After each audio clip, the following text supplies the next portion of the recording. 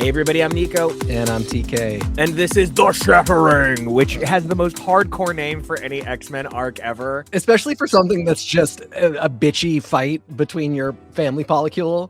Oh my god, and like the fact that it's 4 or 5 separate arcs, just kind of doing their own thing. And we're getting ahead of ourselves, but obviously we're here to keep going on our X-Men 98 read. We're talking about all the greatest stories, which is all of the stories from the end of the 90s. So we've talked Children of the Atom, we've talked the birth of the Dark Cerebro monster, we've talked the road to the Magneto War, which conveniently culminated in the Magneto War, right? We did Magneto Rex. We've been talking about how Alan Davis came in, and I'm going to mention a thing later on this episode that nobody's going to want to acknowledge, but Alan Davis's work on X-Men is actually in part to facilitate some other things that are going to come up. And today we're here to talk about X-Men The Shattering. TK, because we talk outside of this, evidently we're friends, and the whole audience had no idea. Big shock to them. As two people who talk all day, every day, we've had a chance to talk about a little of this in advance. And one of the things that we've talked about is, so this is still really new for you. Yes, with the exception of Astonishing, which I absolutely had read. I knew I had read it, and I would see it and I would go, I remember that, but I don't remember it at all. Everything that happened, with the exception of, not even because the big reveal doesn't happen there, but who Death is. I kept reading the issue being like, why don't they know? Yeah, I basically had not read the rest of this. And I know that I only read Astonishing because of my boy Nate. Well, and I feel like so many people have read that because they think it's one of the other two Astonishings. Yeah, they got it wrong. They are the mother who gets the wrong toy at Target for their child. Truly, and no one can blame them. All of the Sentais kind of looked alike when we were kids, so if your parents bought you one that looked like a Power Ranger but it turned out it was a Beetleborg, just be our troop on and be a good kid about it. It's called Astonishing. People grabbed it. Yeah, it was a matter of that adjective was making its rounds. They were trying to make it happen. It never really quite happened, if you ask me, but we're here to talk about some crazy fun books. We're going to be talking about Uncanny 372 through 375, X-Men 92 through X-Men 95, Gambit 8-9. We're going to be talking about Astonishing X-Men 1 through 3. That is from volume 2, not the Age of Apocalypse volume, and not the John Cassidy volume. We're going to throw in Unlimited 25. Again, I do that every time. There's no other book called Unlimited. X-Men Unlimited 25 and Wolverine 145. Now, those of you who stay subscribed, you guys are going to check out some fun bonus episodes coming your way where I'm going to summarize some of the stuff that actually isn't part of the read experience. And that's not just us cutting it out. That is, it's just literally not part of the reading experience for these runs, for the website lists. So we're going to give you everything you need to know to understand Gambit 1 through 7 and Annual 99. We're going to give you what you need to know to understand Cable 44 through 72, Wolverine 133 through 144. In the process, we'll also get you Bishop the Last X-Man. We'll get you M-Tech, all 3 series, and you'll have all the pieces filled in so you can play along at home. But the truth is, Marvel doesn't think any of this is super necessary. So before we even get into it, TK, did you feel like you were at a loss for not having read the other Gambit or Wolverine? No, not at all. No. Actually, the thing I was impressed by was Gambit. Really? Yeah, I thought that was an extremely self-contained story.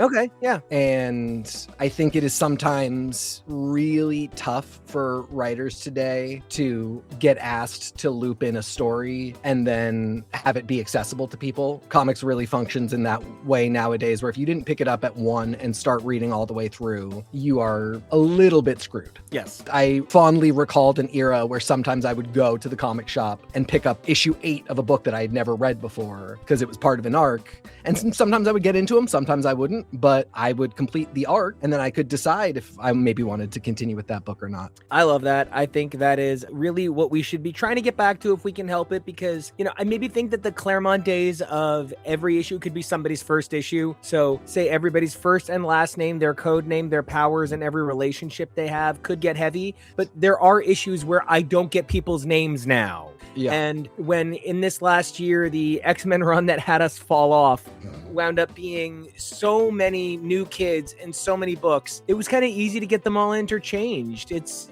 a lot of names to memorize. So Today we're going to be talking about the books that I mentioned, just to give you guys the creative credits. Uncanny 372 through 375. We've got Alan Davis, Terry Cavanaugh, Adam Kubert, Matt Banning, Liquid, Richard Starkings of Comic Craft. We're also going to see contributions from Rob Jensen, Dan Panasian, Vince Russell, Jay Farber, who's probably best known for his time on Gen X, Tom Rennie, Scott Hanna, Saida Tenofonte, as well as Chris Sotomayor, who is a longtime colorist. You see him come and go on different titles. Now, as for the X-Men counterpart for the same title, we have Alan Davis, Terry Cavanaugh, Jeff Johnson, Cam Smith, Marie Javins, Paul Beckton, Matt Hicks, Richard Starkings of Comic Craft. We're going to also see work by John Byrne in a backup story, but it's for its own title, so it kind of maybe doesn't count. It doesn't add toward anything here we're talking about, but that'll also feature Tom Palmer, Gregory Wright, and Jason Liebig, just in case it comes up. Now, these issues see Alan Davis return to penciling as well, featuring Mark Farmer, Glynis Oliver, Marie Javins, and our aforementioned Richard Starkings and Saida Tenofonte. Tom Rainey and Scott Hanna are going to make another appearance for X-Men 95 alongside letterer Wes Abbott. For the Gambit issues, we have Fabian Nicieza, Matt Broom, Sean Parsons, Anthony Williams, Joe Rosas,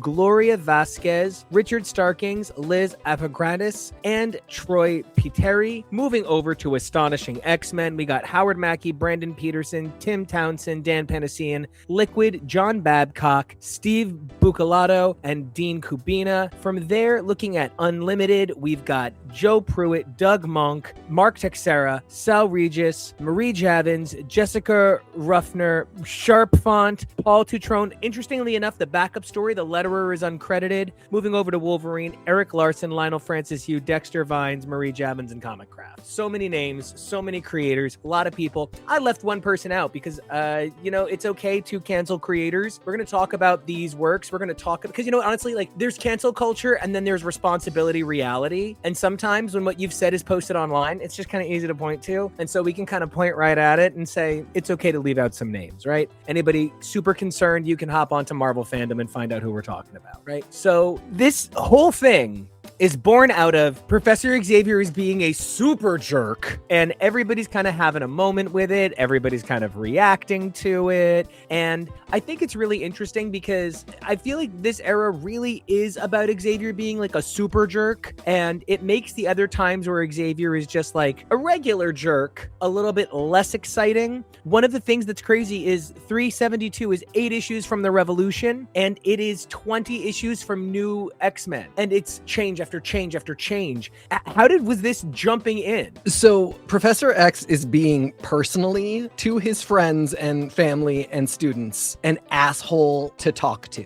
But Professor X will go on to, and has in the past, conceptually at a very grand scale, been a horrible person who has will look at Scott Summers with so much love while being like, yeah, I had to be the darkest version of anyone ever to exist. I love you, my son. And here he's just like, Scott, you suck. Gene, you're a bitch. I hate you, Cable. Kurt, you're ugly. And it's a riot. I prefer this. If we're going to do Professor Xavier is a jerk, I would so much rather he just be it's so much funnier. I would so much rather he just be a gigantic bitch.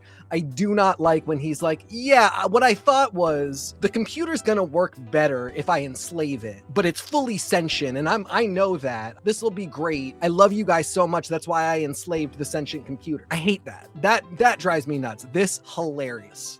One of the things that this gives me is so much about how constant evolution breeds constant evolution. There is like a regularity to the cyclical advancement of the X-Men through these sorts of trials and tribulations. It's why after the Dark Phoenix saga, they were trying to find ways to hit that height again. You saw things like Days of Future Past be successful, X-Men 150 be successful. But once they struck gold with the Mutant Massacre, Claremont said that he felt like they ruined comics forever at one point because it meant that there would never not be crossovers again, and it meant there would never not be X-Men crossovers at that. So you get into this point where now they need an annual crossover, and the annual crossover starts taking months to set up, months to execute, months to do the fallout, and by the time you're done with the fallout, you're at the next crossover. And I feel a little bit like how easy it was for us to say, okay, this is the relaunch, the Children of the Atom relaunch, that it's the Magneto War, 4, now it's this. Next, it's the 12, then it's Revolution, then it's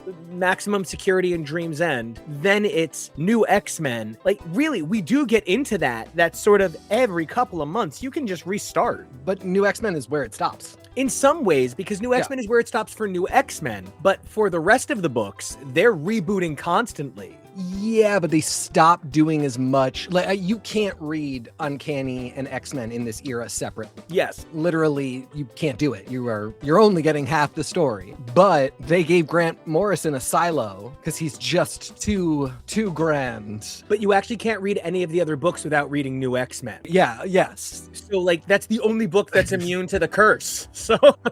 But then, you know, if you're reading New X-Men, it absolutely does not matter what's happening anywhere else. No, but Extreme winds up needing to respond to everything in New X-Men. Uncanny needs to respond to everything in New X-Men. New Mutants is a spin-off. Right, but the Extreme and Uncanny never talk to not never, but rarely talk to each other. Yeah, until they trade characters, because then they wind up trading characters, because everything but New X-Men wasn't working, so everything had to trade characters. Yeah, I mean, and, you know, that's really to that idea of, like, let's constantly reboot, and thankfully at that time it was, let's reboot ideas and do new eras and new arcs, and we weren't constantly doing number ones, and social media was still just a little low enough on everybody's priority list that writers weren't getting on there going, just so you know, if you don't buy this number one, my kids don't go to college this year. So, you know, boy, do I love this era for little blessings. You know, little blessings. Hey, Nina, how's it going, girl? Great to see you. We are entering the final era of the nanites, the manites, the little night-nights. They are the ugliest children. Yes. And they are adorable but obnoxious. Yes. And there is something about, you know, I was just, for the M-Tech research I did for the bonus episode, Warlock was the first member of the New Mutants to get a solo. He was the first one to get an ongoing. Magix is a miniseries. If you want to even stretch reality a little bit and say Kitty Pryde's is a miniseries. Truth or Death is an entire team miniseries. Reign of Terra isn't about Reign, it's about Wolverine, and it's a one-shot. Fallen Angels is a group miniseries. So, like, you can't even find another, but Warlock, a character who is so hard to define in, like, language, a character who the original reviews for the character said it takes several issues of looking at him to even understand what you're looking at because he's so alien. As a kid, he kind of freaked me out in a way that I just had to have more. I love him so much. Right? And he's amazing. And the Wheezy Simonson run on Warlock from 1999, chef's kiss. So good. Pascal Fury doing some beautiful early work for his career, but he's the first one to get an ongoing, and so the X-Men have this history of weird kids, and the first one of Gen X to get an ongoing, because I can't think of any member of Gen X but Jubilee who didn't even start as a member of Gen X who got an ongoing. Chambers had a miniseries. Husk hasn't, Skin hasn't, Sync hasn't, M has not. Certainly Mondo hasn't. Prodigy winds up in every other book. Prodigy. Oh man, I'm jumping ahead to New X-Men where Prodigy, like, I'm literally skipping eras. I'm like already on the next group of kids but so then you've got the Manites, who are upper echelon fucking weird. Yeah. They are like fucking weird. Just so everybody knows, I have called dibs. If you are listening now, you cannot ever pitch a Manite story to Marvel. I called it first. You hear that, Mike Martz? You hear that, Kelly Corvies? Sorry, everybody. These are their only appearances. I think that's absurd and insane, given how often we're going to go back to, like, let's manufacture a living being that can go against the X-Men. Manufacture? How were these not Children of the Vault adjacent? How were these somehow not brought into Orcus? Like I said, this is it. This is Nina herself gets a little bit more, but never to a point where anybody explains what the project is that created the Manites and where they went after this. And they wind up sounding like a little bit somewhere between Molly Hayes and the Rugrats. Yeah. Like, their voice makes it really hard to, I think, maybe, but then that's where it takes a writer to run with it. Right. This is a horrible era. These men, I noticed it for the first time as a child when Franklin is stuck inside Onslaught with Nate Gray, and he's just a little too old for baby talk, but he keeps calling him Uncle Ben. And I just realized these people don't, and it's so weird because they definitely had kids at the time. They were old enough to have children. There is no gradient from being able to speak until you are nearing puberty. And then it's immediately the slumber party issue of... Precisely. Yep. That is exactly what I was going to reference. Yes. Then we go directly to I might be horny. Yeah, exactly. Exactly. Yeah, it's really unfortunate because, I mean, it's not unfortunate. Like, everybody go find a kid in this era who is prepubescent, like younger than 10 to 12. And they're probably written terribly and they're probably not used that much. And you could probably scoop that character up and turn them into something really cool. And I think these guys are a fantastic example. I completely back you up. I think that they wind up representing something interesting here. These are basically the new Warpies from Excalibur. Well, Captain Britain even before then. One of the things that threw me off the most about this arc is how much 372 is setting up all of the other arcs. The Bishop and Deathbird, the 12 thing. This is just kind of to launch Bishop the Last X-Man, which, again, check out our bonus. You're going to get everything you need to understand. I feel like the number of splash pages here is a little extreme. The amount of Xavier torturing Marrow, a little extreme, even for someone who finds Marrow kind of annoying. The part that's so hard is, at this point, reveal. Wolverine has been missing for months and was replaced by a Skrull. He is affectionately known as Skrullverine, and that's just something we all have to deal with. But we're not going to know that for a while. And we're going to get into the issue that explains it. Well, we find it out in like 3 months or, later this episode. But these, as a reader, you don't know that Logan's just kind of weak sauce because he's weak sauce. Yeah. You're so right about the splash pages too, especially because one, an issue where it's a, what would be single page set of panels and everything. If you really feel like you have to do that for some reason, that's fine. I like, if you're going to have multiple splash pages, I want the majority of them to be enormous, one panel, like one full page panel, maybe 3 to 4. But there are a few here that are 12 plus panels in a 2-page spread where I'm just kind of like, just do it singly. Like, I actually get that a big part of my complaint is a thing that they never knew was going to happen, which is I'm reading these digitally, but I still think it's overkill. Yeah, it's sort of outrageous, and it takes away the power of a splash page. That's the big. If everything's a money shot, then nothing's worth anything. So you kind of gotta figure out your currency value and make it work. As soon as you roll into 92, you've got so many things that are just getting ready for the next couple of issues. Gene and Scott getting ready for Astonishing. Colossus and Marrow getting ready to keep running in their own story with the return of Mikhail coming to help us all. You've got Bishop and Deathbird running off for Bishop the Last X-Man. You've got all of these things getting set up. And in the middle of it, you've got Chuck just retiring. Bye. And it's not just that he retires. He's like, the X-Men are over. And I'm like, yeah, sure. In X-Men 92, the X-Men are just over. Okay. And the thing that's crazy is Storm takes a back seat here. Rogue asks Kitty to go with her. That feels very correct. I love that pairing as friends, as two people who came up through the X-Men together. There's a real value to their friendship, but this issue is facilitatory and not meant to be good. Yeah, I mean, it's unfortunate. Again, you can't read these two books without each other. This is basically just a continuation of what was happening in Uncanny. It's actually a cool... I really do like the interaction of the X-Men at the mansion. It is extremely unpleasant. Charles is just being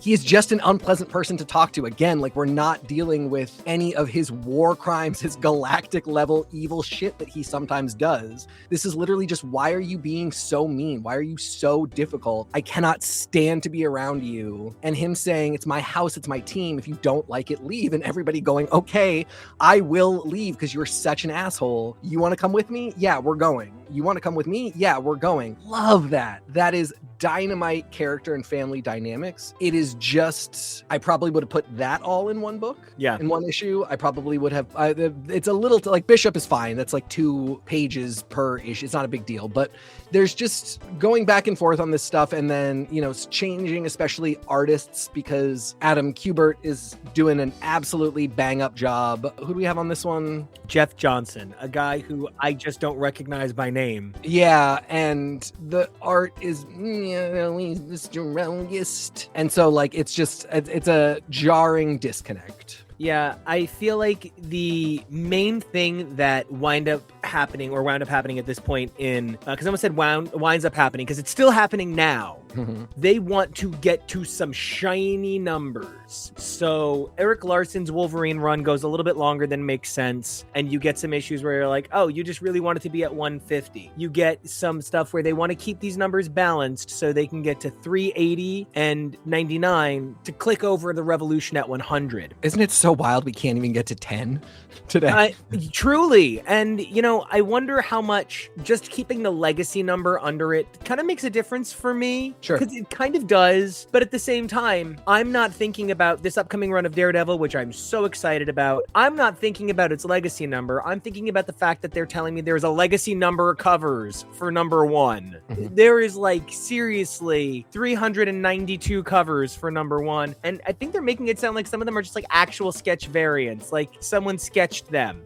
I just can't buy them all. And that's fine, but like you get into this situation where certain numbers sell better. 1 sells better. Doing a 380 sells really well. 380 sells better than 371. So I find myself just a little at odds with what's going on. I'm really excited about it, but these 2 issues as facilitating everything that comes in the rest of the episode, that's really what they are. They're just facilitating everything that comes in the rest of the episode. Yeah, I don't like the name The Shattering. I think it's a waste of a great name. Yeah. Shattering is what the M'Kraan Crystal does, and that's a banger. This, I would call this the Scattering, because it's just the X-Men scattering for like not really that long. Honestly, everybody gets mad at Dad and goes and has a wild weekend. Again, I think that's a banger setup. I love it. This is a lot. You know, it's so easy for us in the year of our Lord 2026 to hop on Unlimited, honestly, grab a couple off the piracy engine because they're not on Unlimited. Not my fault, your fault. I can't go looking around for X-Men Unlimited 25, guys. Sorry about it. I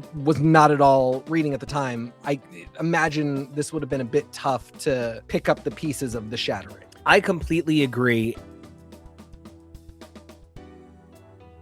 Looking at The Shattering, one of the things that really struck me was Gambit getting 2 issues here. Yeah. Talking about the power of Gambit in X-Men 97, you know, I personally think I have a lot of thoughts about X-Men 97, and not the least of which is the executive producer essentially used it for his sexy pics. And like, that's great. That's awesome. But for as much as we say that X-Men 92 missed the point of X-Men, there's a lot of ways X-Men 97 missed the point of its era, that we heard that the creator said that Krakoa and that era are kind of dumb. Like, okay, all right. I love the spandex too, but this idea that certain people are that important. Gambit is a character who t-shirts better and video games better than he works in the books. And people say, oh, that's because people don't know how to write him. Wait, so you're telling me these Eisner Award-winning writers who write everything else you love so well, the one thing they can't get right is Gambit? Maybe it's because he's a sleaze. Maybe it's because he's sexually uncomfortable. He has a post-hypnotic charm that unless you know that he's basically seducing you with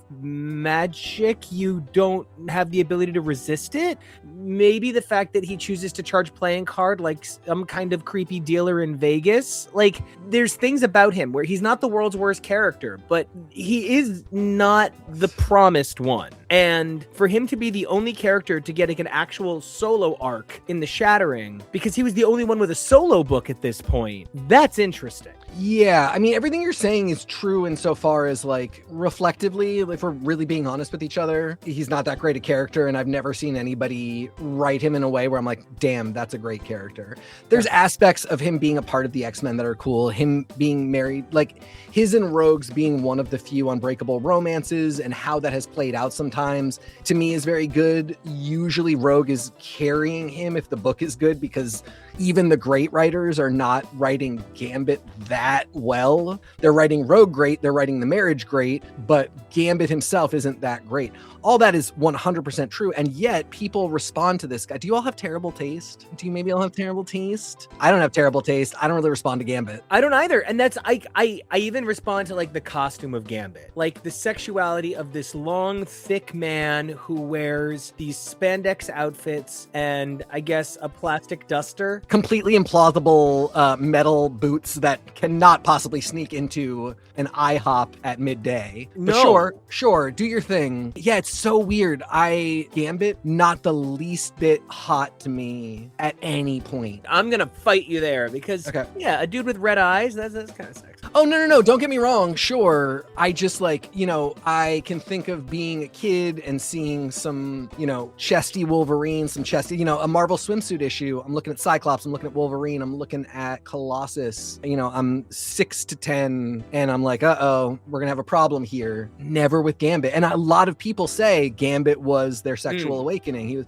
didn't have a problem. He could come and go from the room, wouldn't be an issue for me. And what's funny is, like, when I think about Gambit, even though this is going to sound at odds, he's kind of the I'm sexy, so I play acoustic guitar and I listen to Jack Johnson for me. Like, he's not actually cool. He definitely listens to Jack Johnson. He's like cool on paper, and then he starts to tell you all about how extensive his miniatures collection is. Oh, no. Oh, yeah. And so, I didn't even think of that. And I'm not coming for anybody's miniatures collection because I'll gladly show you my Lego collection, and I know what that says about me. So as an adult fan of Lego, hey guys, I get it, but everybody's got to draw their line, right? For me, this Gambit arc is so fascinating because the worst thing that ever happened to Gambit is filling in the holes. I don't want to know every step. I don't want to know everything that happened that led us here. I like a little bit more mystery, and this comes hot off of Uncanny X-Men 350's revelation of his actual involvement in the Mutant Massacre, his return in the pages of, I think, Uncanny X-Men 362, X-Men 82, because we just covered it, and it's right there. This is coming off of like him coming back from having been gone for so long kind of thing. He was gone for 2 years, and even then he wasn't really gone, and he was appearing in the Saturday morning cartoon in reruns, so he really wasn't gone. And this is like the advent of big trades. Vertigo having a strict order to the numbers policy meant that Vertigo really pushed trades into being. And so we're at a point where trades are becoming more and more prevalent. Big books are getting trades. Gambit wasn't really gone. And all of a sudden, not to call anybody out, Fabian Nicieza did not create Gambit. He did not lay the groundwork. Chris Claremont did. And now Fabian Nicieza is coming in and plugging in all of these holes. And this basically reads like white Creole preacher. It's a banger description. I have nothing to add to that. Yeah, it's especially difficult because Claremont thought Gambit was going to be the third Summers brother. Yeah. And wrote into that very hard, and nobody leaned very hard out of it. They just sort of stopped having that be the case. This worked with it. Yeah. I don't know that I love that idea. I don't know. I mean, it's really tough to imagine because the whole world would be different. All of the storytelling of the X-Men would be different if that had ended up being the case. But if we don't do that, because if we had done that, he wouldn't have had much mystery after that. He would have been the third Summers brother, and then that would have been the story. This would have been a great time for it too, because we ditched a Summers brother. It just might have been nice. I think you say the same thing about Wolverine too, that the worst thing to happen is to fill in all the holes. Oh, and I agree. Like with Wolverine, it's tough because there was no idea. They just kept adding. Somebody would be like, "Oh, I met you here," and so now, okay, here's another mystery of Wolverine. He was originally a mutated Wolverine. Then It was just a headpiece. The first time that they turned in John Romita Sr.'s drawing of him with the mask off with the hair like that, people were like, "No, what?" And it kind of goes back to the heart of Batman started with the mystery solved. Wolverine started with the mystery presented. You can't give us the origin of Wolverine and hope that we'll take to it like the origin of Batman. It's not the same. Yeah, and it is that my constant reference to Ron D. Moore saying whatever you're going to imagine is better than what I'm going to give you in terms of what the Cylons are like. Whatever you're going to imagine about Wolverine's origin is, unless you're so lucky, what you imagine is probably going to be so much better than what gets published.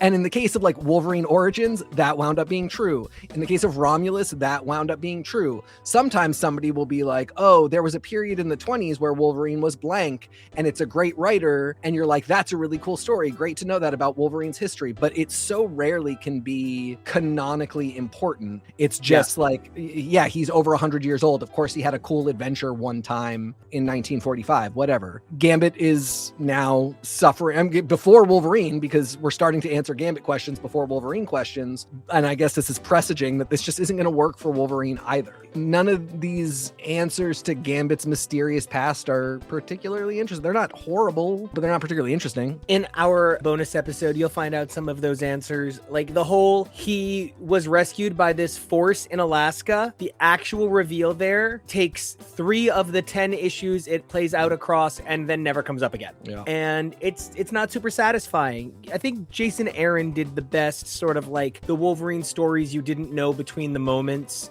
And Fabian Nicieza's work on Gambit, while intellectually stimulating, is not always the most on-the-page fascinating. Yes. And that's where I feel very positively about these issues, that they work really hard to give us something, but between all of the retcons in Mutant Massacre from 350, the, let's call them sidestep cons that happen here, where they don't actually correct anything, but they make what's on the page feel really difficult to understand. There's a little too much going on. And the other thing that winds up happening is I would like to think of Gambit as the Summer stepbrother, because they share a dark father in Sinister. And anytime you put Sinister into the mix, you're automatically, it's sort of like Athena Dion, where she's your drag mom and your drag grandma. Sinister is kind of Cable's drag father and Cable's drag grandfather. And like, then there's Gambit, who is sort of Sinister's problem, but at the same time, anything that involves Sinister always involves APOC, and APOC automatically, and you know, obviously that's APOC and then his sequel Tupac. APOC, man, Tupac the 12 would have been hot as shit.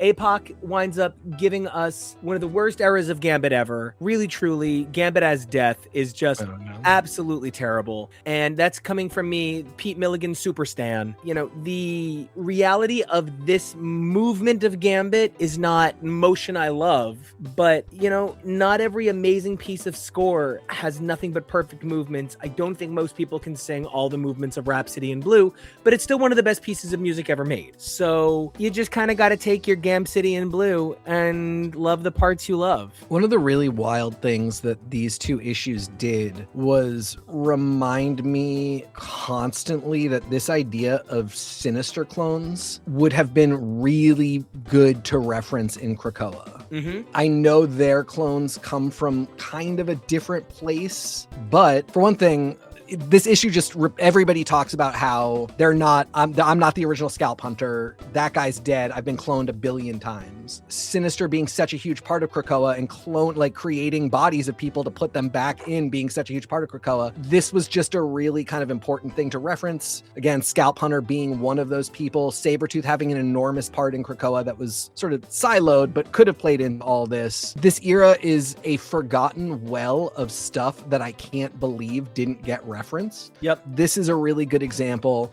What's really funny is I could have sworn Fontanelle has ever been in anything but this Gambit miniseries. I know I'm partially confusing her with her mother, Amanda Mueller, who is, but I could have sworn Courier is, because he is a Fabian Nicieza created Fascination character. When Fabian Nicieza came back during Krakoa, he got to play in his sandbox with the toys that he made, and it's cute, it's fine. I actually love him a little bit because he accidentally made a trans person, and he's sort of screwed that up a little bit. So this is the character Courier, who I absolutely think should come back, who has basically a power of like complete bodily manipulation. So at one point transforms into a woman for spy purposes, and then can't unchange and just lives as a woman for a very long time. So it's not quite a trans story, but it is in a way a trans story, and it's never really played for laughs. It's also by Fabian Fabian Nicieza and not played for like great reflection on the trans experience. But again,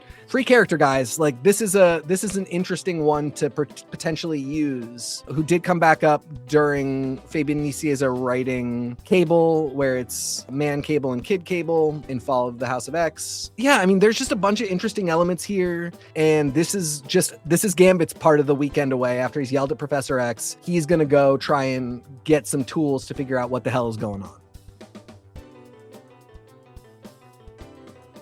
If you're okay, I would love to transition to X-Men 93 and X-Men 94, which play a vital role in something major. Now, what a lot of people don't know is Alan Davis was asked to do this run on X-Men to facilitate some editorially mandated stories. They wanted these ideas to be executed because they were ideas people had asked about or people had pushed for over the years, and they wanted to see them done, and they wanted to see them done by a writer who understood big casts, big talent, who understood how to work with amazing artists, who understood how to work around some terrible artists. They wanted to see them done. So this is not a strike against Alan Davis, but Alan Davis did not come up with the 12. The 12 has been floating around since the 80s. Alan Davis did not come up with a number of these ideas. They were ideas that needed to be done, including Destiny's Diaries, which were actually a Chris Claremont idea. This is setting up Claremont's return. Claremont had returned, and he said that he would love to take over X-Men, and they said, sorry about it, the following people just started their runs. So Claremont said, hey, I know what it was like to have my run ripped out of my hands. Don't do it. I'll do a run on Wolverine, and then I'll do the run on Fantastic Four that not enough people respect.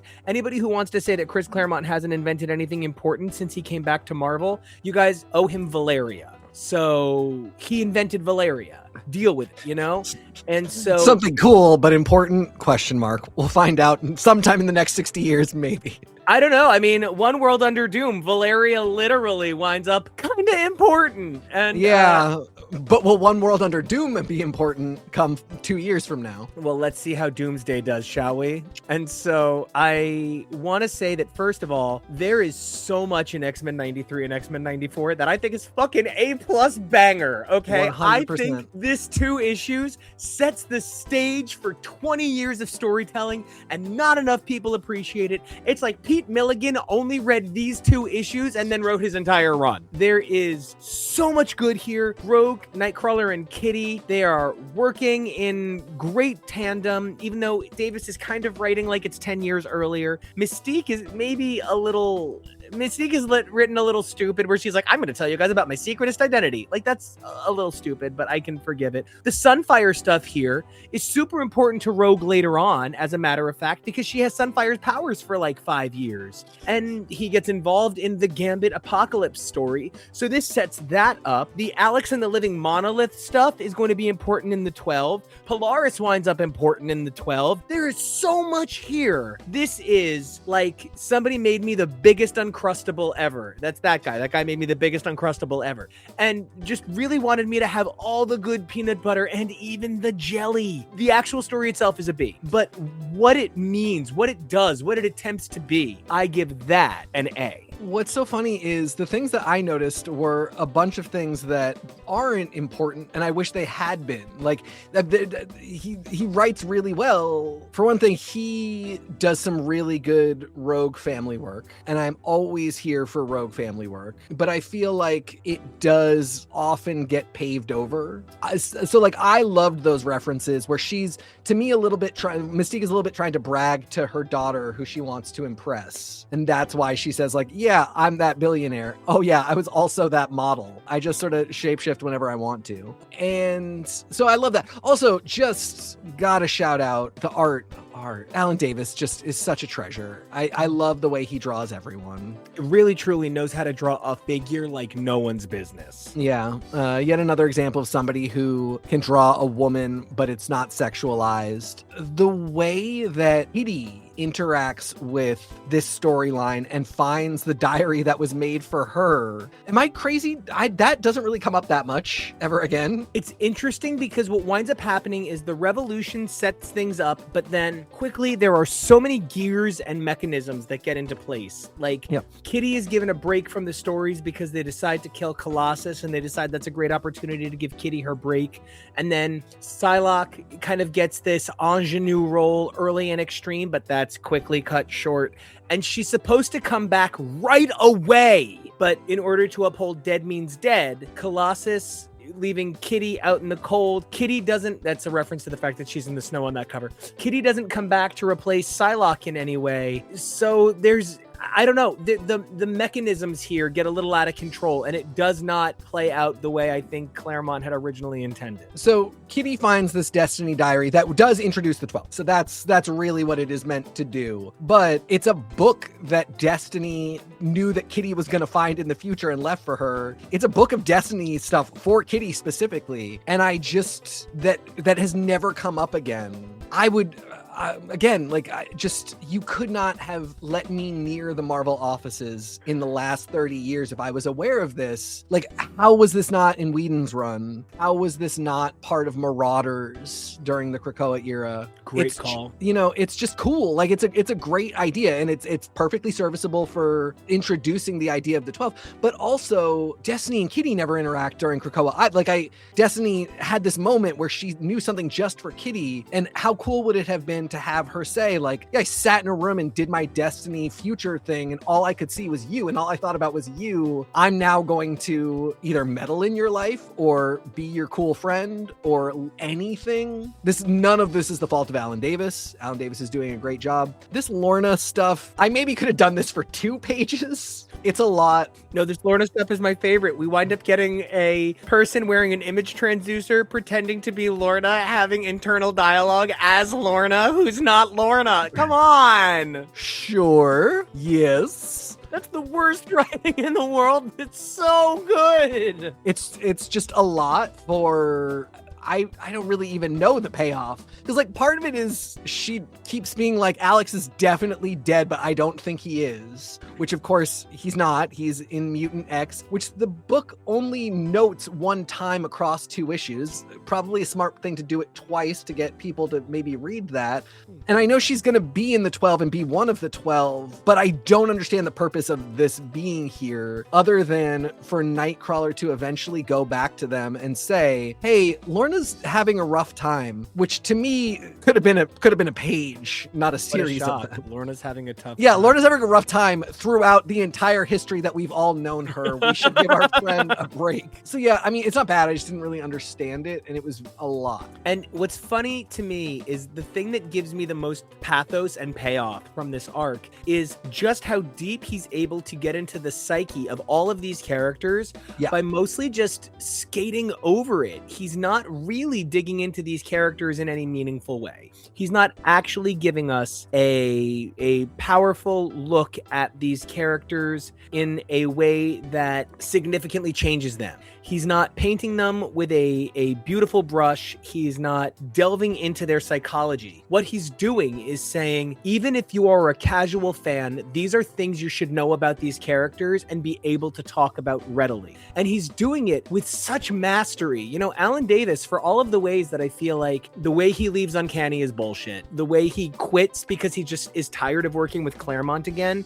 you knew who you were working with. Like, you know what I mean? Like, end of the day, when you go to Best Buy to get a Steelbook edition, you know you're going to Best Buy. So calm down. But like, for all of the ways that is a thing, he really is a master of his craft at this point in time. Yeah, and it's the same thing. There's a lot of episodes of Alias where it's a big 2-parter where Sydney just has to go talk to Irina and like figure out her situation with her mother.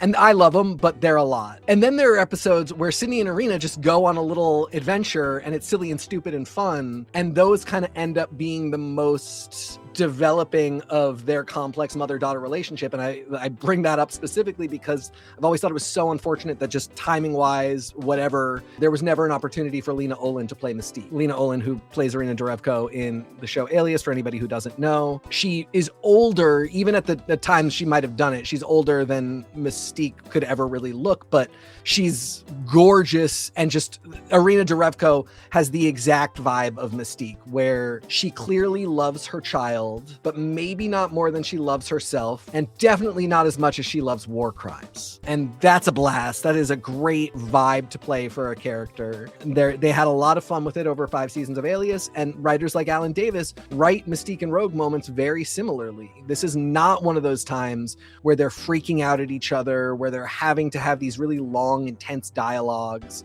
Mystique tells Rogue that she's an adversary as an X-Man, so she doesn't really trust her. Rogue, of course, does not trust Mystique because she's an X-Man and her mother is a criminal, but they do still love each other, and they're gonna have this night out. Really, it's mostly a night in, but it's just great. And then they all end just with Mystique blue for some reason, like not hiding her appearance totally, but wearing a scarf as a hood and big sunglasses, as though that's gonna fool everyone. And they're all just out in Central Park, just walking around, just having a little moment. And Kitty's there too. Mystique is like vaguely nicer to Kitty than she is most of the time. Yeah, she doesn't see Kitty as that dumb child in this moment. And Kitty is weirdly nicer to Mystique than I probably would be to a woman who tried to murder me a lot. And again, I just can't stress enough, 2 or 3 times, Kitty's gorgeous Alan Davis rendered face is reflected in Destiny's mask, and somebody should have fucking done something with that. Anyway, done. I love it. I think this was a great conversation about 2 issues that I do kind of hope, we sometimes talk about this stuff and I'm like, you don't need to go pick it up. Don't worry about it. This is one you should worry about. Yeah, these are 2 issues that if you read, you're probably going to have a pretty great time with.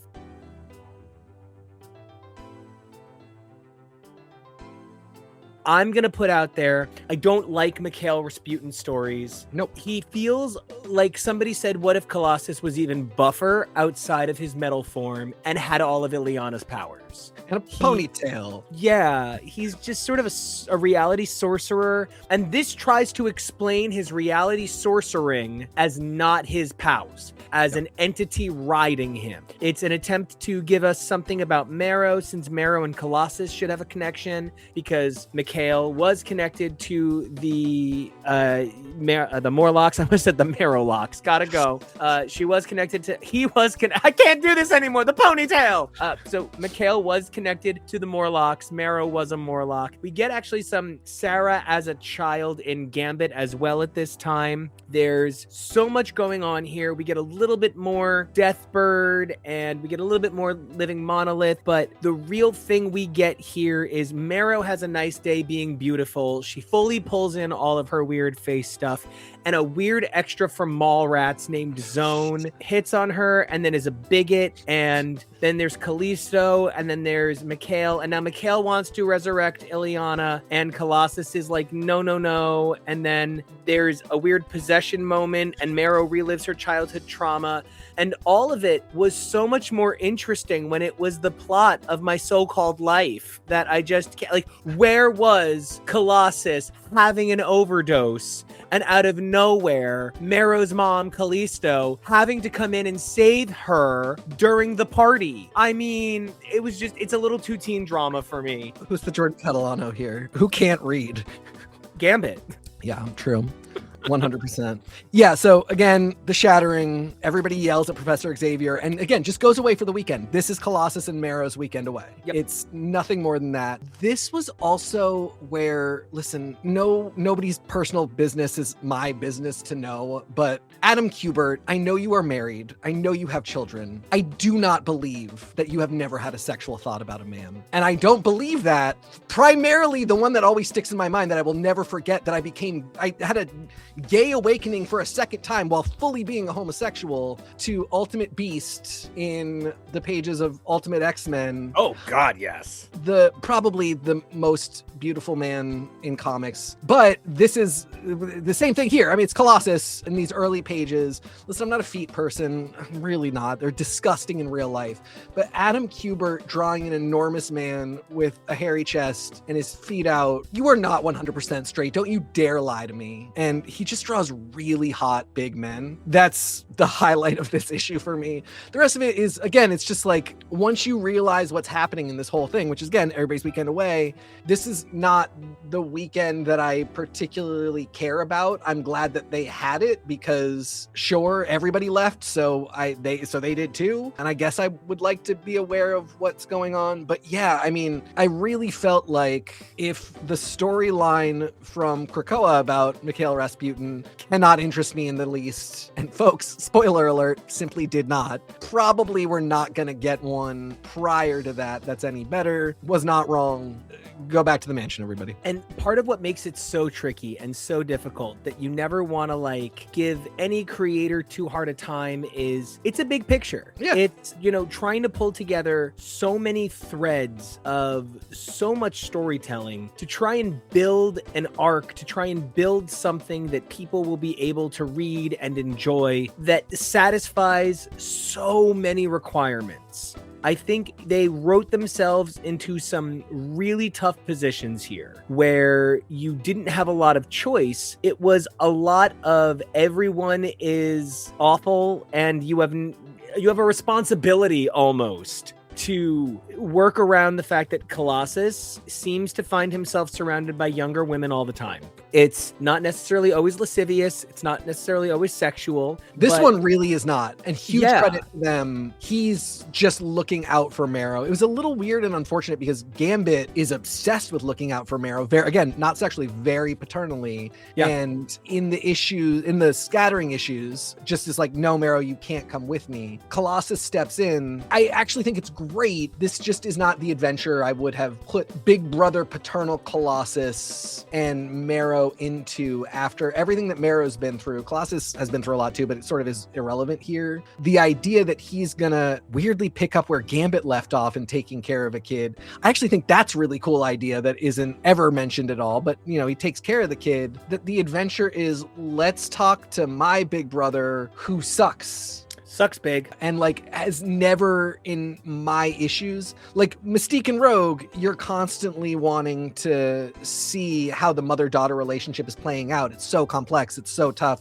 I have issues with my own mother. This is so beautiful, this is so sad, this is so dark. This is not the relationship of the brothers Rasputin. Nope. Mikhail has never felt like, let me take care of you, big brother, little brother, let me compete with you, little brother. He's just a villain who happens to be blood related to Colossus. Yeah, and that's part of what makes this arc not feel like there's any payoff for me. Right. And also just because I stood a little bit, just wanted to show off my super fun X-Men shirt. I feel like one of the things we wind up with as a fandom is putting up with eras, right? Now, you had said that you actually really enjoy the Remender Uncanny X-Force run in a previous episode, and it's actually one of my least favorite moments in X-Men. But you know what? I really don't like the Kyle Yost X-Force either. I think my love of X-Force ended with what is most people's least favorite run of X-Force. I think the Milligan Allred X-Force is perhaps one of the greatest Marvel comics ever published. And I, to this day, think that the Zeitgeist is a brilliant villain and that Mr. Sensitive is a perfect hero and that Venus de Milo is a wonderful replacement for You Go Girl. Makes me the minority, but no, hold on. This is a very complex thing. This could get us on a huge tangent.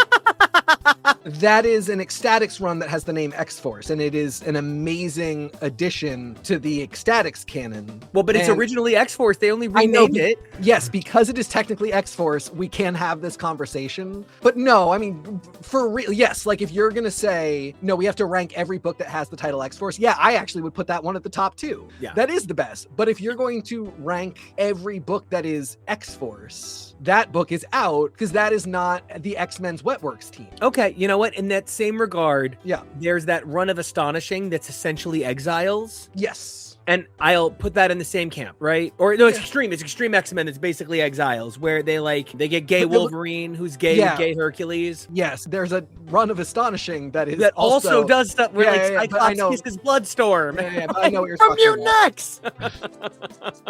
But yes, I know what you're talking about, and yeah, totally. All right, final thought on this run. I don't like it. This 2 issues. If I thought that you can't miss 93, 94, you can skip this hard. You can skip this like it's a later album by a classic rock band. It's gonna get played on stage. You're gonna have to deal with it, but I don't think you're any worse off for not knowing it. Well, what's very funny is, no, this isn't gonna get played on stage. You're not gonna have to deal with this. They're just gonna go back to the mansion and this is not ever going to come up again. Marrow's never even going to say, I appreciate that time where you were a big brother to me. Mikhail is not going to reference this the next time he tortures his brother. You never have to deal with this again. it unfortunately wasn't that great. It would have been cool if they'd written. Alan Davis wrote this as well, so like he's already fine. He already wrote a cool Weekend Away for other characters. It's fine that this one didn't work. I would be so curious to know if this was entirely what they wanted to write, or if somebody at Marvel said we kind of need Mikhail back in the mix for whatever reason. We'd really like to see him again, because I just would have liked to see them have. Oh yeah, exactly, the 12. I would have loved to just see them have a completely different adventure. Yeah, okay. Just completely different. I very much agree with that. I vibe big time. That's where I'm kind of excited to talk about Astonishing X-Men 1 through 3. This book is a little bit tough because I think technically it's bad. I don't think technically it's very good, but it is one of my favorite modern X-Men adventures. First of all, I aren't equipped to talk about this. The team is my wet dream. Yes. It is Jean, Scott, and Logan kind of being a polycule for the first time. It is Jean Grey and all of her important boyfriends and lovers. Yeah, and then her two children. Nate and Warren. Yeah. Well, no, I'm counting Warren. Warren's with the Warren original boyfriend. Fine. Yeah. It's sort of the way Nathan and Peyton date in the first few episodes of One Tree Hill. Technically, I guess it happened. Well, I mean, and again, like this is such a me thing. One of my earliest issues that I really distinctly remember is the Uncanny Ramita Draws It issue with Candy Southern right before the wedding, and Jean and Warren are hanging out and she calls him her ex-boyfriend. So to me, that relationship has always been so much more canon than it really is. Like, I love that. It is exactly as you said. Although there are, it's the same thing. There are a couple times on One Tree Hill where they do in fact reference the fact that Nathan and Peyton are dating when the show starts. It's not really important for anything that's ever going to come up again, but it is how we started things. And Jean is definitely not 100% on Scott when this all starts out. So yeah, this team is a banger team. And again, like custom made for you and I. It's tough though, because like part of what this team does that is so difficult is they're slotted into finishing out a story that none of them have anything to do with. This is the nanites story. And there's that moment where Warren checks in on Betsy by calling Brian. Great. Nate is surfing. Fine. I don't. Why is Nate on a surfboard? It's amazing and so silly. And then Nina's got her freaky little friends. And then Bastion's got his horror body. So hold on. Before we do all that, we name the team. We name this. Okay, so we've got the team here. It's our parents, the brothers, Ascani, Warren and Wolverine. We have to astonish them. You hear this. You hear this is post the Shattering, so this is their Weekend Away. Who do you request that Marvel puts on this title for writing and art? I mean, I guess at this point in time would either give it to Loeb or Claremont. Like, Loeb writes my Cable. Yep. He writes my X-Man. Yep. He, in that regard, has an okay competence when it comes to some of these other characters. Yep. But I don't know. So many people have messed these characters up. I wouldn't give it to Nicieza because I hate Nicieza's Cyclops. Yep. I wouldn't give it to Lobdell because I feel like Lobdell doesn't care about the things I care about. Well, which gets me to my next point. Somebody tells you to guess who is writing this. Who do you put at the bottom of your list? I would probably put Howard Mackey, who Kablamo just really had nothing to do after, I guess, he ended X Factor. Although, again,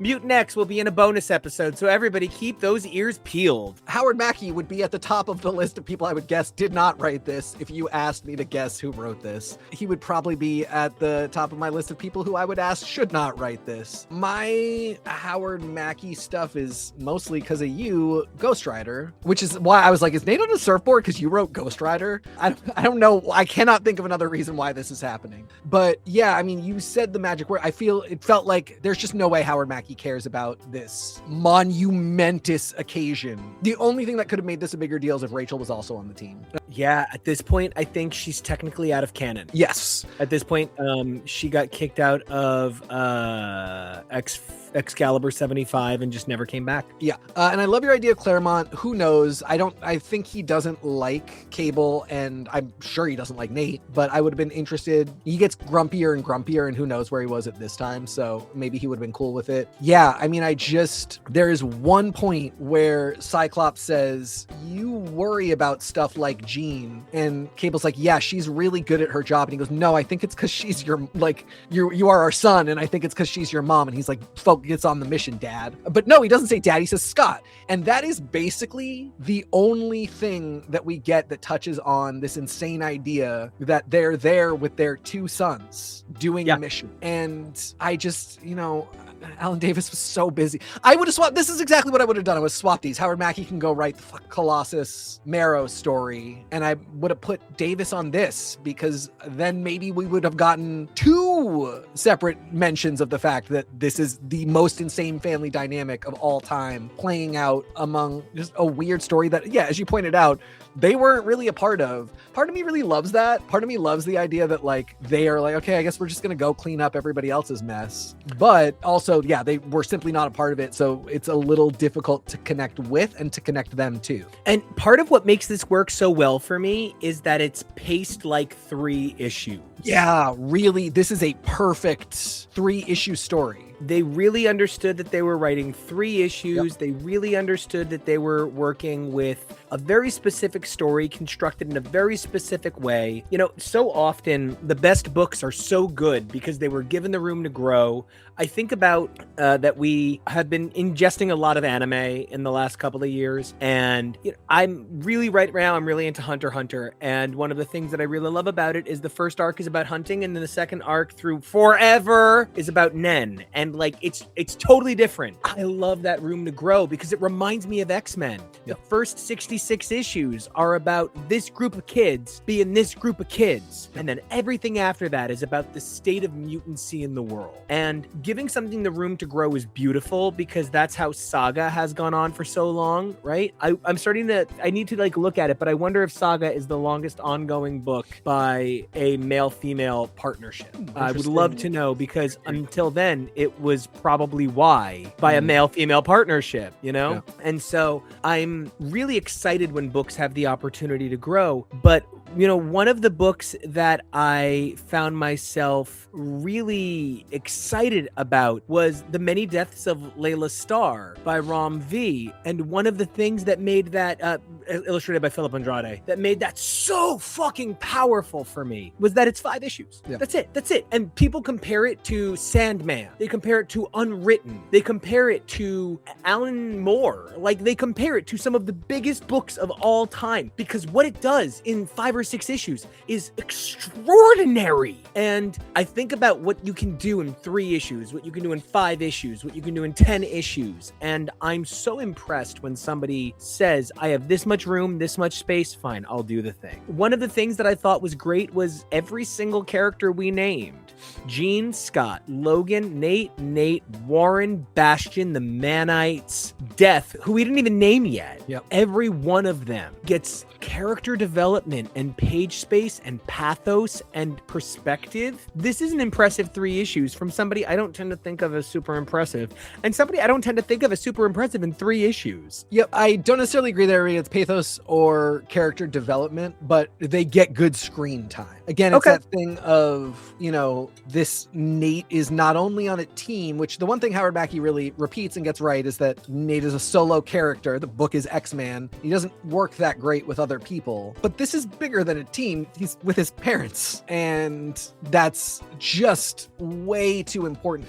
Like I said, they mention it with Cable, but it's just a very quick, it's only on 1 page, and they never mention it with Nate. And it's so not like Jean. Yeah. It is so not like Jean. I mean, Jean loves Nathan so much. She did not give birth to him, and she did not have the sex that created him either. No, she was hibernating at the bottom of a bay. She's just the bottom of a bay. She let somebody else deal with all that shit. And it wasn't Mandalay Bay. She was not on vacay. Yeah, but she loves him so much. She would care for Nate, who is made from her genetic material, although, no, whatever. She would care for Nate, and it just never comes up. And I think about just so many tender moments that she has always had with Nathan. I always go back to like one of the stupidest, worst times, but it's the arc where they send the kids back. Extermination. And there's just a moment where, you know, Kid Cable is around, and there's a moment where Jean finally realizes that it's not any kind of deception and that it's actually Kid Cable. And she's like, it's me, it's you, you're my son. And they just have, there's this panel that I have clipped that I look at all the time, and she's just stroking his face. It's so sweet. That's correct. That's how Jean is. How do we get through this with just not even a mention? So anyway, I don't love the lack of that type of character development and pathos, but I do love that everybody gets screen time.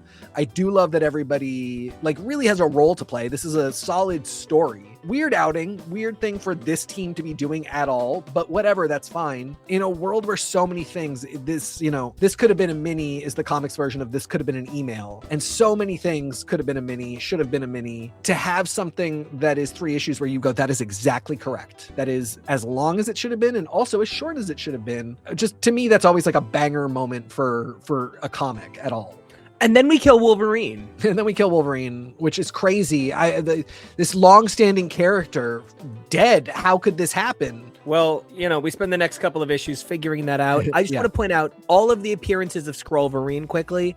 Uncanny 371 through 372, X-Men 91 to 92, Astonishing X-Men 1 through 3, X-Men Unlimited 24, Wolverine 140 to 145, Wolverine Punisher Revelation 1 through 4, thank God, Gambit 8, Contest of Champions 2, 1 through 5, and Hulk 7 and 8. These, some of them will be covered in the bonus stuff, but, you know, some of it, Contest of Champions 2, I would love to just do a video with you on that, because it is an example of where Claremont was like, I've got ideas, and he did, but it wasn't a book. Does this ever fall back into the game? No, it's Contest of Champions, like the comic from the 80s that was the first ever Marvel crossover, and then it's Contest of Champions 2, and it's a wild, monstrous ride, and it's one of those places where I think the best stories that are crossovers pull from the best ideas about characters, but no one has a character in a lot of this because it wasn't going to be canon. I want to know how many people knew this wasn't Wolverine at the time. When Claremont was pitching Contest of Champions 2, did he know? Because that's the kind of book that looked like it took a couple of years to put together. When Eric Larson is writing Hulk 7 and 8, I think he knew because he was the guy writing Wolverine 140 through 145. Do you remember if you thought at the time that Wolverine was in any way significantly out of the game? As a kid, I remember running to my dad, Dad, this thing happened. And my dad going like, yes, tut. You know, a lot of my early memories of me and my dad and comics are my father handing me a newspaper a la Richard Gilmore handing Rory the newspaper at the couch kind of thing. I remember I had a friend named Pat who I sat on the bus with, and we read Wizard magazine together, and we would be like, oh shit, oh damn, oh man, and we would go to our local comic shop, Zap, and they knew we were X-junkies, so they could read us real easy. And I remember them being like, oh, I got something in for you, and the guy actually did have it behind the counter for me. He had like a Dazzler action figure that he had saved just in case I came in, and I still go to Zap Comics to this day, although now it's Doomsday Comics. It's a new comic shop. They sold it. It's a different experience, but it's definitely where I picked up my first issue of the Deadpool Batman crossover. I will always stay, I don't know, I'm a big fan of You Dance with the One Who Brung You. You know what I mean? Yeah. Like, Oh, yeah. I believe you pay tribute to the people that treated you well, which is why every single time I go visit TK and we go to his local shop, Coast City Comics, I love to buy something because I picked up my artist edition of Life and Times of Scrooge McDuck there. Life and Times of Scrooge McDuck, which I think goes up there on like the holy grail comics of all time. And, you know, you'll be nary to find a list that doesn't agree with me. But the thing is, at this point in time, I was, this is 99, so I'm 13, I'm 5'10", I am a nerd wearing tortoiseshell glasses going, how like Kennedy from MTV can I be? Little did I know that would be a mistake. And I'm channeling Lisa Loeb in the Stay video. My dream is to be Claudia on Party of Five. I play violin and everything. My violin is literally, I have been playing my violin again on the regular basis. I am still Claudia from Party of Five. So I I feel like, did I know this was permanent? I assumed it was. Okay. The majority of our audience is audio, so guys, I literally lifted my violin and held it up to the camera. Yes. I guess I thought that every moment of my life would mean something at this point. So I think I thought every moment of these characters' lives meant something at this point. Like when there were only 300 Tori Amos songs, every one of them mattered. But now that there's 6,000, you can kind of Still every one of them it. matters. No, Fat Slut doesn't matter. And so, Fat Slut matters. Yo, George doesn't matter. Yo, George actually, yes, does truly not matter. Did not save us from the political ruin that is probably going to kill us all in a few weeks. See you guys soon.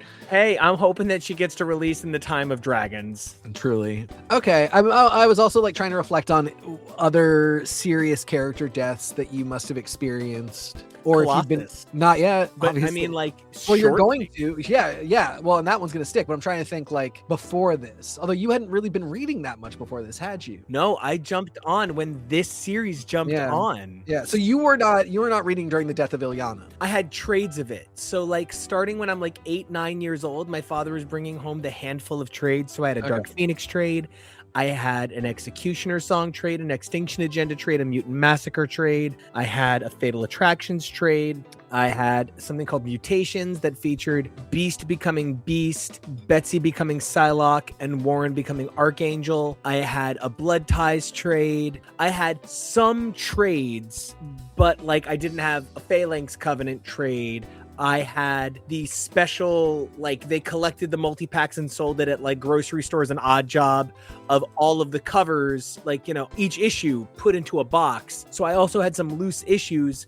I had deaths that hit me, like Cypher, like Warlock, like Jean. I did have deaths, but I didn't understand what happened in the 3-4 years between each book. Yeah, that's really funny. One of my earliest comics period, and then I think it's my first death is Ilyana, which really hit hard and stuck. So I was predisposed to thinking that they stuck. Yeah. Also, I had Jean, and I was not aware of Jean dying and staying dead for a long time until much later. Because my first Phoenix and Dark Phoenix saga was from the animated series where they don't kill her. So yeah, I was, and like Blink is another big death that really stuck. Even though we get Exiles Blink, like it takes a long time to get Clarice Ferguson from 616 back. Very interesting. Anyway, Logan dies, and maybe people thought this was real. Maybe they didn't. Who knows? I'd be fascinated to have data on that, who it really got to and who it didn't. But that's how Astonishing ends. There are definitely parts of this that aren't good. We have to be so for real. There are definitely C and below parts of this. As I said, Nico and I are not equipped to talk about this. This was dream built for us. Yeah. Ultimately, I do think it's still a pretty solid book for the many reasons that we talked about. You know, it's in that regard that as we take a look at our final couple of books, I think they kind of go all together in a lot of ways. When you take a look at Uncanny X-Men 375, X-Men 95, X-Men Unlimited 25, and Wolverine 145, the only thing that is not quite in line with this, Wolverine is dead, everybody react, is Xavier has this psychic ruse where he tortures everybody like he's Onslaught, and absolutely nobody is like, kill him immediately. And that's the one thing that kind of throws me off, that they're not just like, oh, he might end the world again. He might create a parallel dimension where all of the other characters have to go as a result of his actions, even though I know Onslaught didn't do it. Franklin did it, but Franklin did it because of shut the fuck up, right? I think that Charles, Moira, and Hank doing an autopsy is sort of like that's just sort of like saying everyone with a science degree is capable. I don't know. That is the stupidest Moira thing. is a medical doctor in some capacity. Of course. But Dr. Fraser Crane is a medical doctor. Do you want him doing your autopsy? Yeah, that's very fair. So there is something, it's unhinged. Absolutely It's fucking wild. As though, unhinged. as though you can not report a death. Also, it was on international. I don't really know where it was. It doesn't matter. It's a mess. It's in the desert. Yeah, X-Men law is its own thing. It's also really of note to me that Wolverine and Uncanny have this special credits page that, among other things, rather than a standard written by credit, it says brought to you by Alan Davis and Adam Kubert, storytellers, Bat with Tim Townsend, which I think is really weird. And then for Wolverine, it's brought to you by Eric Larson and Lynn Francis Yu, storytellers, Dexter Vines. I no idea. Well, if you go on fandom, it makes that writer, penciler, and inker. So Right. I had a bad experience with fandom where I'm going through it and I'm copying the credits and I'm like, the credits don't even match the cover.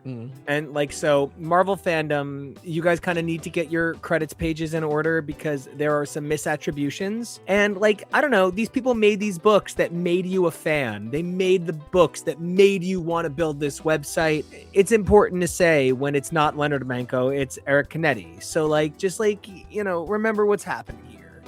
The thing that blows my mind about 375 is that moment where Charles attacks Jean for controlling Scott's mind, leading Kitty to phasing Charles. So oh my God. Gets hit by the blast. And then everybody all of a sudden is like, there's a mole. That is a moment that winds up painting every X-Men run for the rest of time. There is always a mole forever and ever again. Truly. It starts before this. Whoever is the traitor that Bishop came to stop. Okay, but the traitor is Xavier. Well, but I was gonna say, no, it's I hear you. You're right. In terms of setup, that's where it starts. Terrible payoff. This is this is so funny. This is hilarious. Guys, you should read this for exactly what Nico just described to you. This is the stupidest, but also funniest, most X-Men moment. The only thing that's kind of unfortunate about it is that it was all a ruse. It was all fake. And a lot of people were in on it.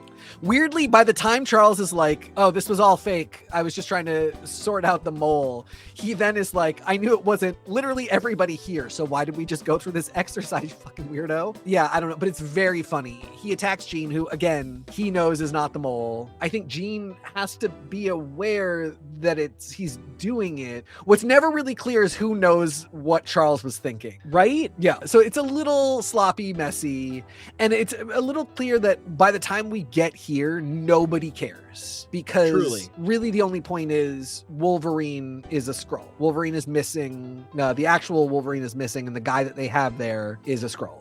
When 375 starts, clearly all the creatives know that this is going to be the case, and it does feel like they don't super care what happens in this issue, which leads to some funny stuff. Again, the fight is a banger because it's hilarious who sides with whom in this fight that they are having in a very small enclosed space. Right? That is ultimately, again, just like the start of the Shattering, a hilarious polycule/family feud where they're just being bitchy, but now they are being bitchy with superpowers. This is like the funniest flip on the baseball game where everybody always says, don't do it with powers.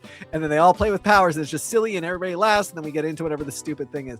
This is them having a fight and don't have a fight about who leaves the toilet seat down with powers, but then they do it with powers. And now we have to go get a new toilet. It's a riot. It's ultimately, if we have to be really real about the intentions here, not super great written, because again, the point is Wolverine is a Skrull. And that Wolverine is a Skrull winds up not quite paying off for so long. The only thing we get in X-Men 95 worth mentioning is that Polaris thing I mentioned where she's not really Polaris. She's actually Scott with an image transducer having Polaris thoughts. Which first of all, I love that Scott, when he goes undercover, goes so deep that he thinks as Polaris. He's a method actor. That is legitimately Jared Leto sending dead rats. That is unreal. But also, there is so much. From here on out, we constantly reference the fact that Lorna cares so much more about the fact that Alex is dead than Scott does. Scott could not be less broken up about the death of his brother. Nope. And again, it's one of those things that I just do think should come up. I mean, it comes up a lot lot that he doesn't particularly seem to like Alex, but it always comes up and he's like, no, of course I love you. This is hilarious because like this is proof is in the pudding. He just is not that sad about it. And Lorna is beside herself because this person that she loves so much is dead. The part that also sticks out to me in this run of issues is Unlimited 25 is so much that I think now would be better represented through a data page or some kind of extended prose pages.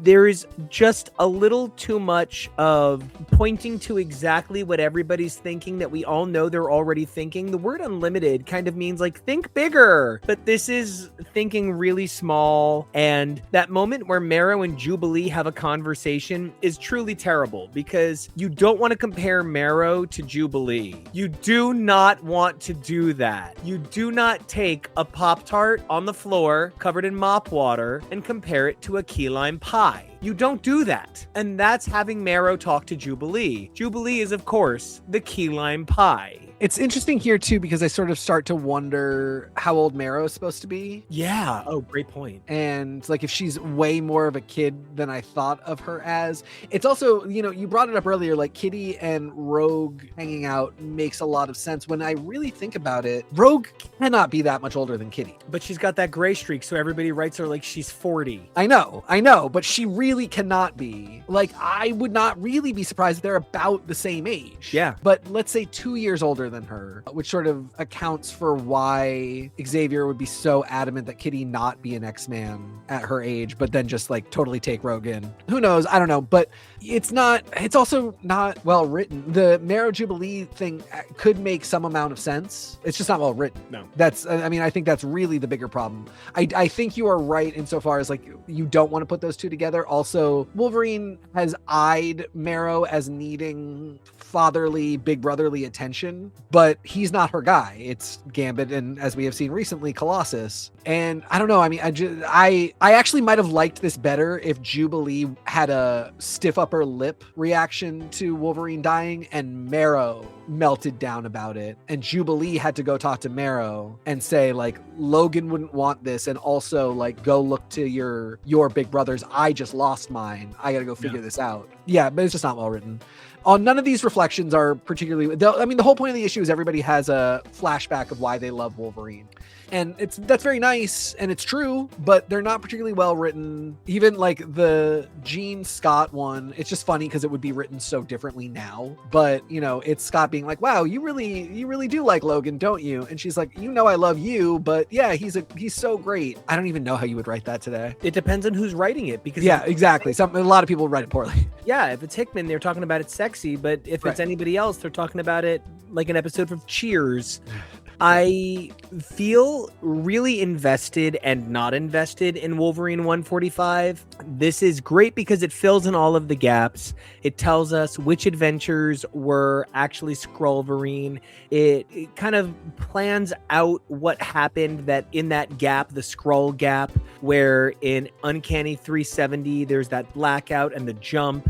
It gives us those pieces. It tells us what was going on. I don't like that the guy in the Fez hat is eventually revealed to be Apocalypse because first of all, he looks like Shadow King. Yeah, there's literally only one guy who can be large and wear a fez. Thank you. That's insane. That's one of those things where if I'm getting those pages, I tell the person, I'm sorry, you have to redraw. He can have a fez if you feel like he needs to, but it's got to be pink or blue. Yeah, or like very tall and skinny. He cannot look exactly like Amal Farouk. And you know that Sabretooth came up in this issue. He came up in 93. He came up in Gambit. This is a big moment for Sabretooth, and I think it's because they wanted to remind us how powerful and deadly he is so that when he appears in Wolverine, it made this fight feel a little bit more important. But the thing that really matters here is that Wolverine gets Sabretooth's adamantium, and that is like a footnote. Yeah, which if we're just constantly cloning Sabretooth, one, Sinister, are you replacing the adamantium? Are you getting it off the corpse and putting it in the new one every time?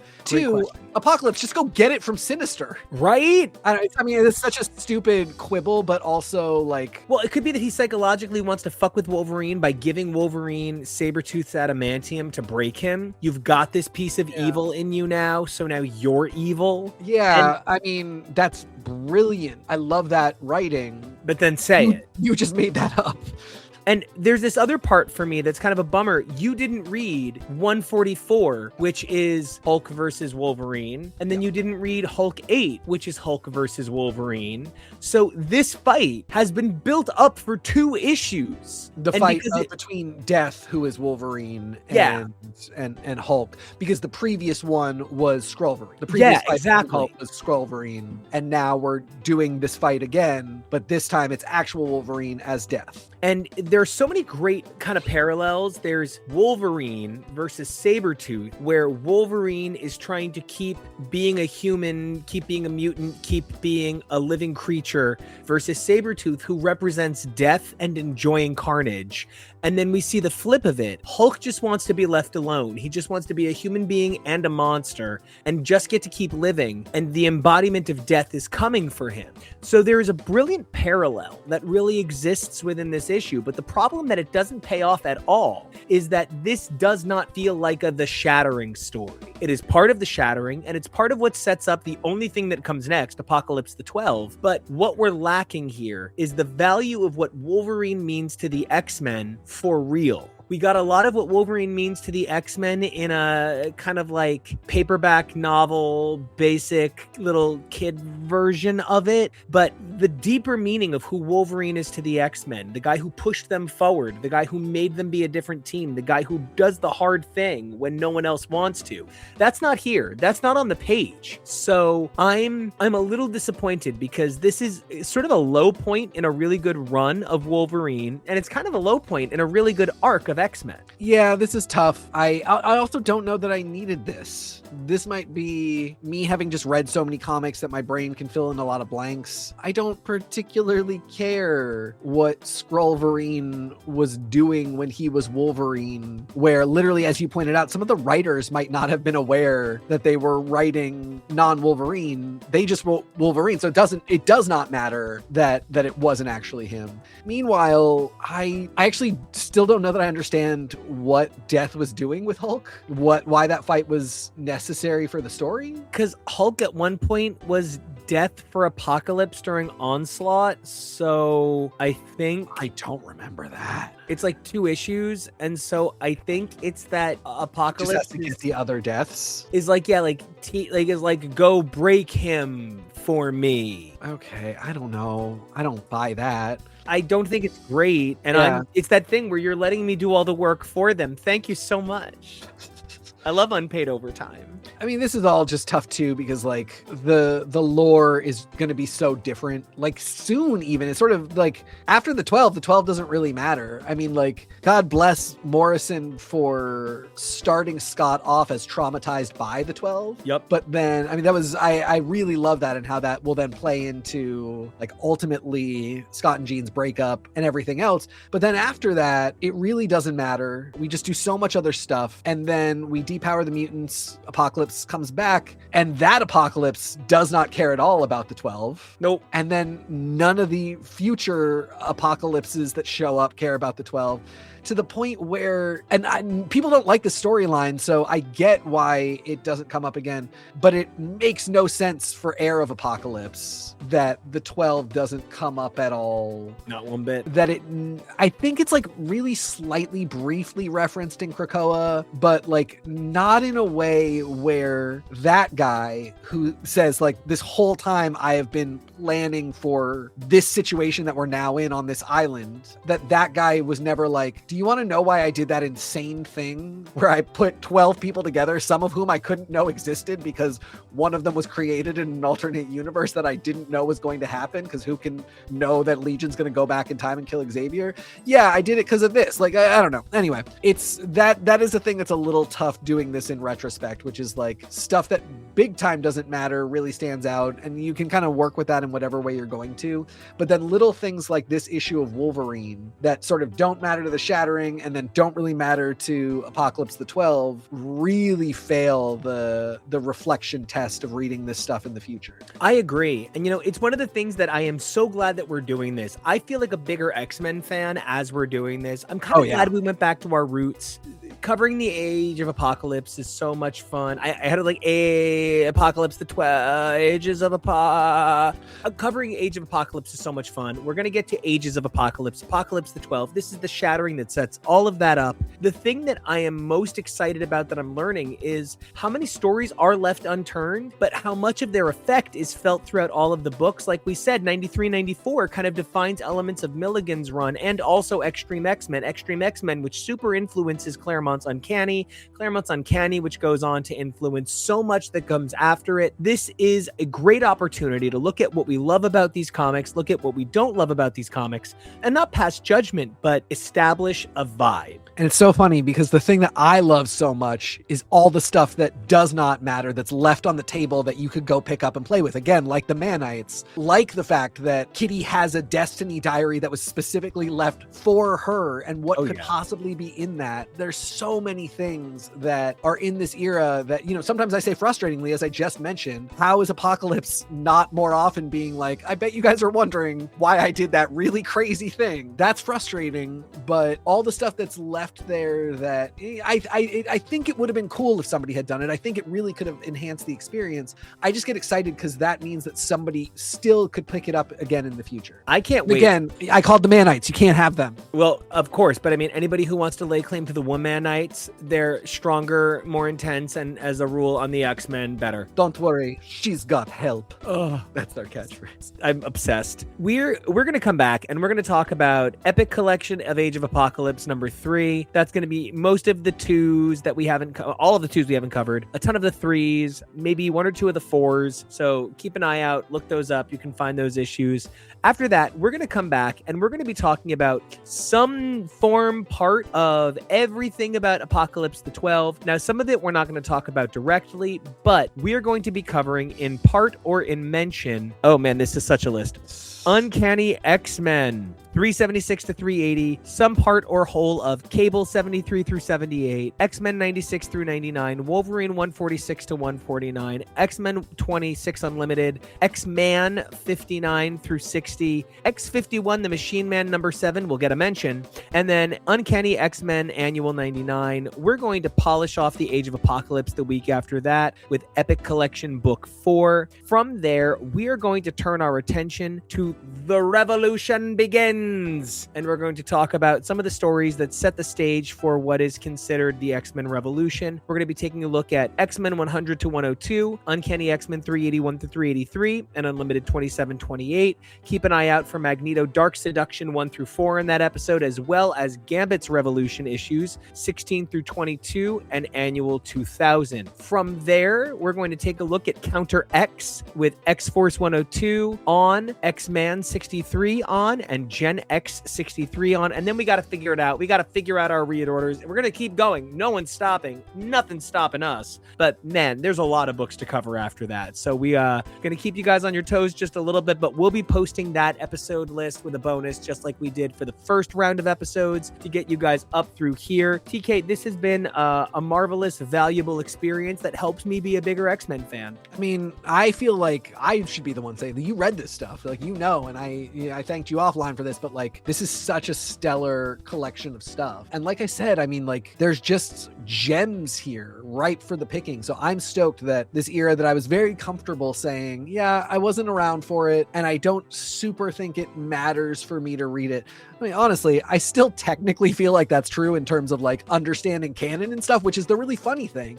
I don't technically think a lot of this really matters, but there's, in terms of like understanding where the X-Men are at or like getting references to stuff, a lot of it does not matter for that. But it matters in that there's a lot of great stuff here. And again, you can think really creatively about what happened with so much of this stuff and what could happen. I would love to get an opportunity. You know, we are looking at a great place for ourselves as creators to step into some new roles, but I think X-Men is at a place where it could use some new creators stepping into some new roles. Who's there are great. We're almost at a place where we need double the X titles, and so I think we need a lot more digitally published. I know I'm trying to tell an industry that's not ready to change how to change, but the same way the date tells us what book comes out sequentially better than issue numbers do these days, we need to keep evolving how we handle these books. I can't wait because I know that what's coming next is an arc I hated as a kid, but as an adult feel very differently about. I see what they were trying to do. I don't think it was done with grand aplomb, but I think it was done with great intent, and it gave a lot of people a lot of room to do some crazy, cool, impressive things.